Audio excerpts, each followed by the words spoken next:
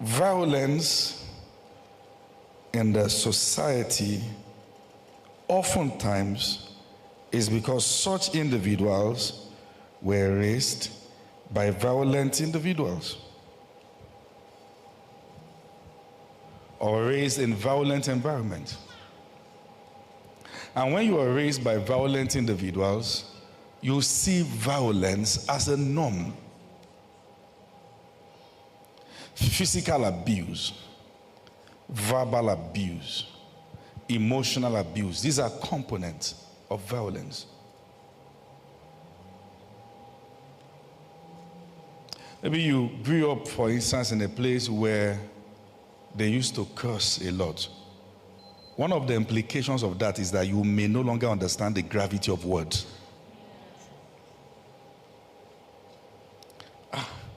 I've heard things in this life.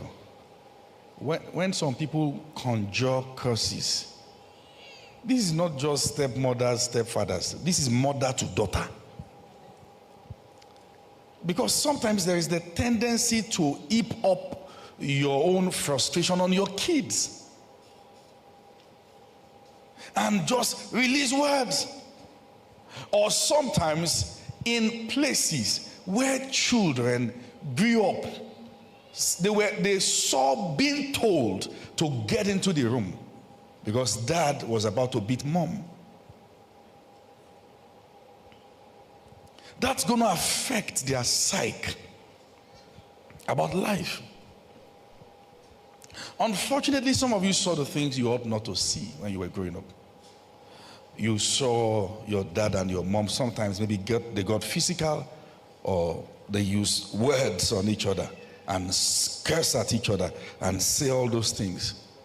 Maybe you even grew up in a place where you've had neighbors come to help settle a fight. And many of you may not even know that it's not normal for your parent to want to beat you and you have to run away and his neighbors that are begging. Those are small acts of violence. And somehow they affected your esteem. They affected the quality of individuals you were becoming. Probably some of you grew up in places where neighbors they knew the shout of your mom. That when someone is talking like that, he's beating the wife again. There was a family around us growing up. At least every Sunday they will fight and get each other naked. Listen. When children see things, it doesn't just show them what is happening, it shows them what is possible. There are possibilities you don't have to know about. Because once you know it is possible, you have the tendency of repeating it. Some men have become violent, some women have become violent, and they are still saying, after all, it's not as bad as my parents' marriage. Because there's one that they've seen as a standard of violence, and they're like, and you will not know when it gets to that point and even go above it.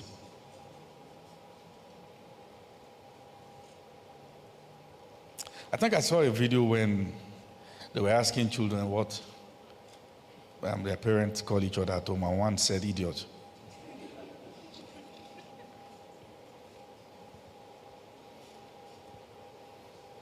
It's not normal. And when children are raised from such background and they're hurt like that, they want everyone to feel their pain. All right, some things that happen in society are not normal. That's the offshoot of defective family structures.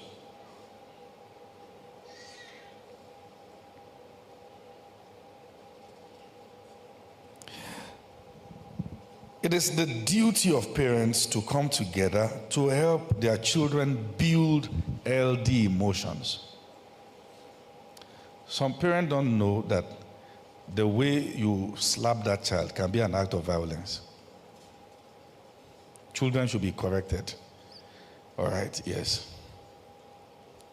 But there are corrections and there are some that are product of frustration. Maybe you had a bad day. I've seen people slap their own children and the child gets hospitalized. This is not family members now. This is mother or father too. Some of you still have memories of one particular beating you can't forget. There were many, but there was this particular one. Maybe in the process of the beating, they were hitting you also with leg. You are not a criminal. And that thing it doesn't leave the mind. And the emotion of such a person has been scarred. When you ought to be soft, you may not know when you become so hard. Hard with words, hard with your actions, hard. Because your emotions have been scarred.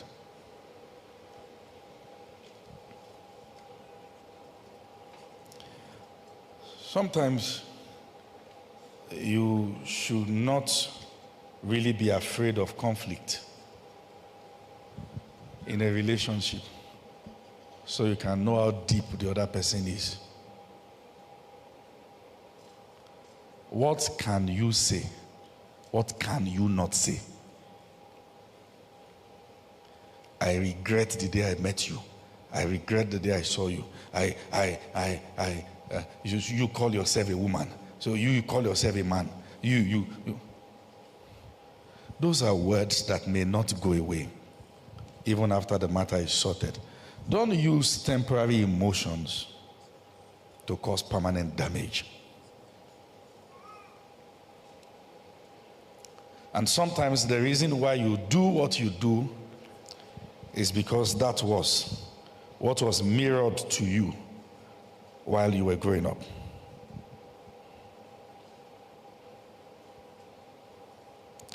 Let me say this to you. The fact that you ate something in your parents' marriage doesn't mean you can't repeat it or even do worse. It is not enough to hate dysfunctionality. You must deliberately put yourself on the path to have healthy emotions and to build healthy homes. Are you still there? Are you getting tired? All right, so I need to take this systematically because they're important. It is not enough to hate what you saw. You must put yourself on the path of building healthy emotions. Healthy emotions. Anywhere you find yourself, the people will have a taste of what your background looks like.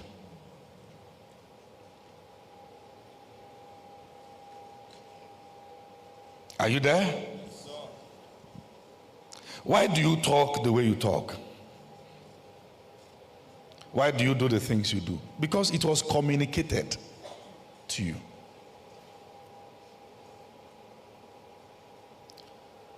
So, check most times.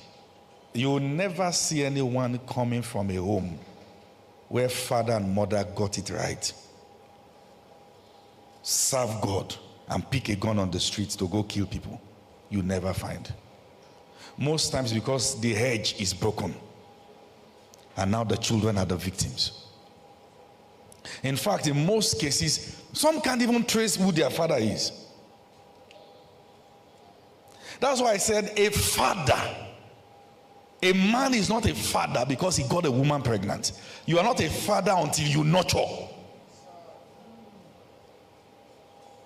Are you still there?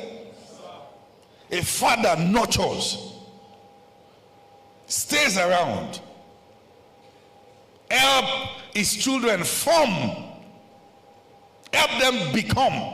And the most important way to do that is to model what is right. What you model is more powerful than what you teach. That's the most important way to do that, to model what is correct. How about cases where children grew up knowing their father is in the prison? Most cases, they tend to become violent also.